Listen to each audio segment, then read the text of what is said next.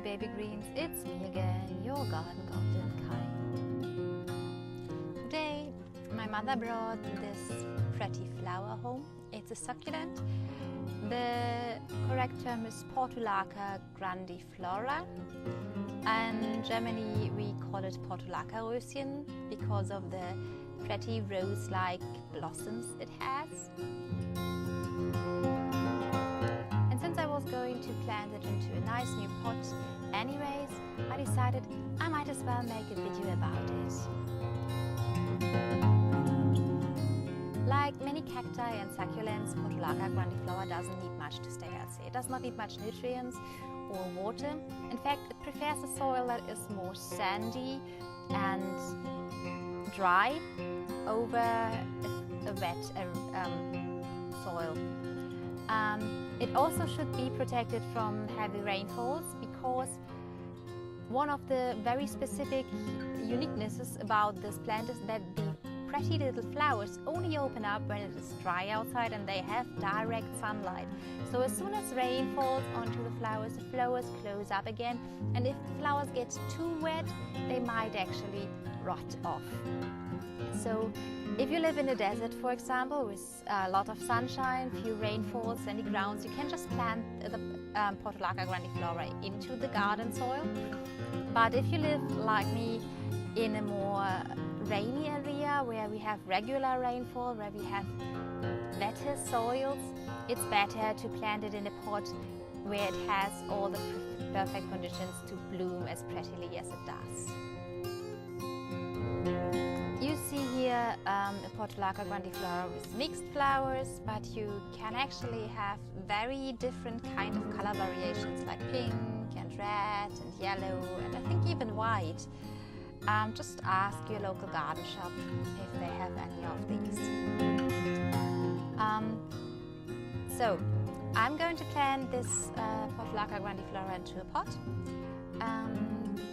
The pot needs a proper drainage, so you will be doing a false bottom again, and this time I even picked a pot with a hole at the bottom so the water can properly drain off even when it rains constantly.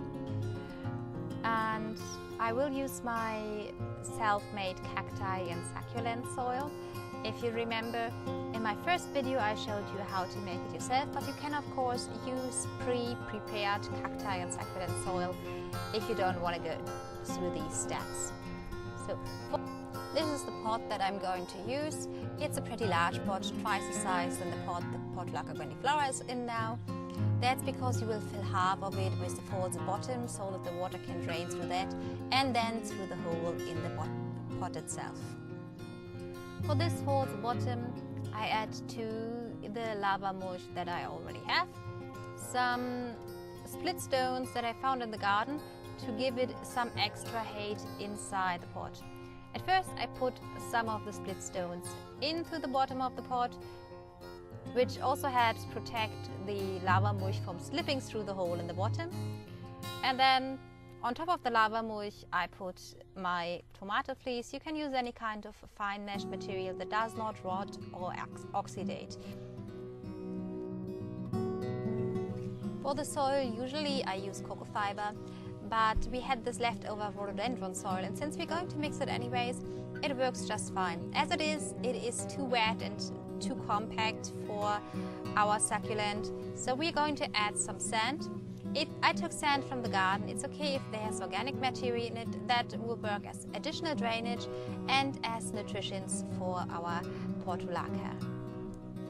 As for the ratio of the mixture, if you can compact the mixture and it crumbles right after releasing it again, then you have the right ratio. I usually use 1 piece sand and 2 pieces soil, but best is to just try out what works best for you.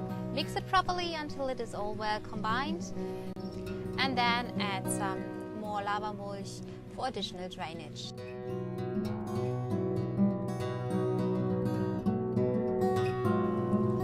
You fill the soil about until here, so that the Portulaca reaches over the edge of the pot without the soil getting flushed off out of the pot from rainfall or water anyways. Remember not to compact the soil as you fill it in, just gently move it around with your fingers so that it is distributed evenly. When removing the plant from its original pot, remember not to pull on the plant but gently squeeze the pot around the roots until it falls out on its own, so you don't accidentally rip off some of the roots.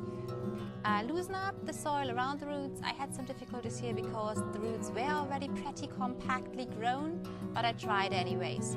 Then you make a hole in the soil, put the plant in and gently press the soil film around the roots.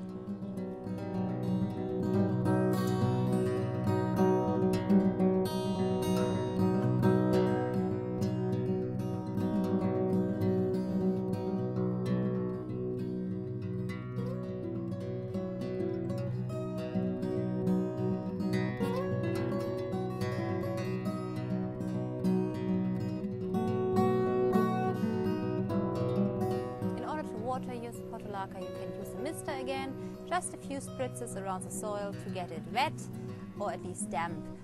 As I said, the Portulaca doesn't need much, just make sure to water it before the soil dries out completely, and that's pretty much enough for your Portulaca. Now for the end of the video, let me give you some facts about Portulaca Grandiflora. Portulaca Grandiflora is a one-year plant, so usually it doesn't survive until the next year. But sometimes you are lucky enough that after the frost is over, a new plant grows, because Portulaca Grandiflora can actually reproduce either via seeds or by cutting off little seedlings that you later propagate. I might make a video on how to propagate for succulents on a later time. As I said, they don't need much fertilizer, they don't need much water. Dry, airy, sandy ground is actually best for Portulaca Grandiflora, and of course a lot of sunshine. If you take down all what I told you in this video into consideration, you will have a very beautiful garden ornament. And that's already the end of today's video. If you liked it, if you found it a little helpful, please click the like button so that I know I did well. If you want to see more of my videos, click the subscribe button and become part of my lovely baby greens. If you have any questions you want me to cover in my videos, you can either ask me in the comments or on Twitter using hashtag #GardenGoblinWishes. I will leave my Twitter handle down in the description box below. You can also send me pictures of your own planting projects. I love seeing your wonderful creations. Until the next video, I wish you a wonderful day and lots of fun with your little green friends. Bye bye!